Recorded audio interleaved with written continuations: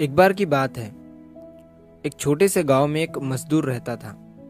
वो रोज मिट्टी खोद कर निकालता, अपने गधे पर लादता और उसे बेच दिया करता था। तो एक बार जब वो मजदूर मिट्टी खोद रहा था, तो मिट्टी खोदते खोदते उसे उस मिट्टी में से एक कीमती हीरा मिलता है। लेकिन उस मजदूर को नहीं पता था कि वो बहुत ही कीमती हीरा है। तो उसने उस हीरे को अपने गधे के गले में बांध दिया। एक दिन जब वो गांव से अपने गधे को लेकर जा रहा था, तो एक सेठ जी थे उसी गांव के, जो उसी गांव में एक छोटी सी किराने की दुकान चलाते थे।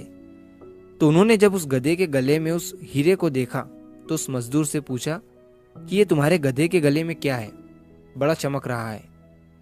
मजदूर ने कहा कि ये चमकीला पत्थर है, मुझे मिट्टी खोदते समय मिला था।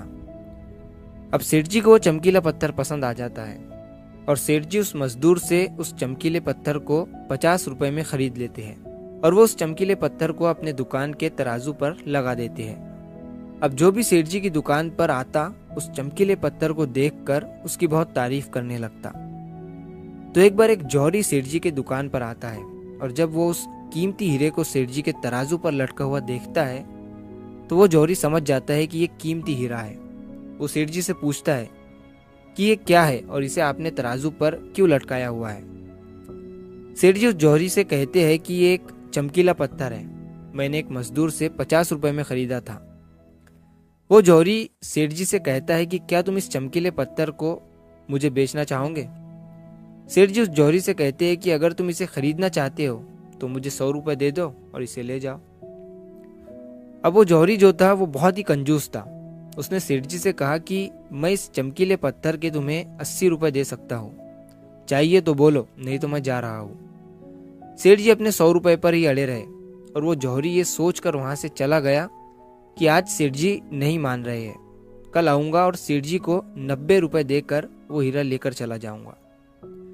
लेकिन हुआ कुछ ऐसा कि उसी दिन शाम के वक्त एक दूसरा जौहरी उसी गांव के रास्ते से जा रहा था और अचानक उसी गांव में उसकी गाड़ी बंद हो जाती है।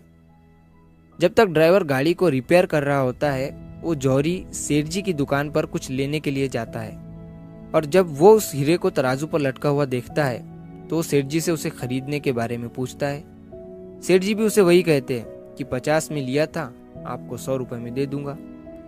वो जौहरी बहुत होशियार था, उसने एक सेकंड भी वेस्ट नहीं किया और तुरंत सेठ जी को 100 रुपए देकर वो हीरा लेकर वहां से चला गया। अब जब दूसरे दिन पहला जौहरी सेठ जी की दुकान पर आया और जब उसकी नजर तराजू पर पड़ी, तो उसे वो हीरा वहां नहीं दिखा। उसने सेठ जी से पूछा कि वो चमकीला पत्थर कहाँ गया। सेठ जी ने कहा कि वो कल तुम्हारे जाने के बाद एक दूसरे साहब आए, उन्हें वो पसंद आ गया और उन्होंने 100 रुपए देकर मुझसे वो खरीद लिया। अब ये सुनने के बाद उस जौहरी को बहुत पछतावा हुआ और उससे गुस्सा भी आया। तो उसने गुस्से में सेठ जी से कहा कि तुम कितने बड़े बेवकूफ हो, वो कोई चमकीला पत्थर नहीं था, बल्कि वो बेशकीमती हीरा था और तुमने उसे 100 रुपए में ही दे दिया। अब ये सुनने के बाद सेठ जी ने उस जौहरी से कहा कि साहब, ऐसा है कि मुझे तो पता नहीं था कि वो बेशकीमती हीरा है और आपको ये पता होने के बावजूद भी आप कल मुझसे 20 रुपए के लिए झिकझिक कर रहे थे। तो मुझसे बड़े बेवकूफ तो आप हैं जिन्होंने 20 रुपए के लिए एक कीमती हीरा खो दिया। दोस्तों, इस कहानी से हमें 3 बहुत बड़ी सीखें मिलती है। पहली ये कि कंजूसी भी वहीं करो जहां पर उसकी जरूरत है। अगर हर जगह कंजूसी करोगे तो अच्छी चीजें भी अपने हाथों से गंवा दोगे। और दूसरी सीख इस कहानी से हमें ये मिलती है कि हाथ में आया हुआ मौका, अपॉर्चुनिटी हमें कभी भी गंवानी नहीं चाहिए। अक्सर करके हम अपने आप को ब्रिलियंट समझकर कई सारे मौके हाथ से गंवा देते हैं। और तीसरी सीख हमें इस कहानी से ये मिलती है कि कभी भी काम को कल पर मत टालो। एक बहुत पुरानी कहावत है कि कल करे सो आज कर और आज करे सो अब।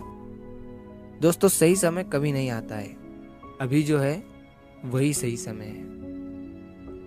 तो अगर आप इस कहानी को और भी लोगों तक पहुंचाना चाहते हो तो इस वीडियो को लाइक करो, ताकि YouTube इस वीडियो को और भी लोगों तक पहुंचाए।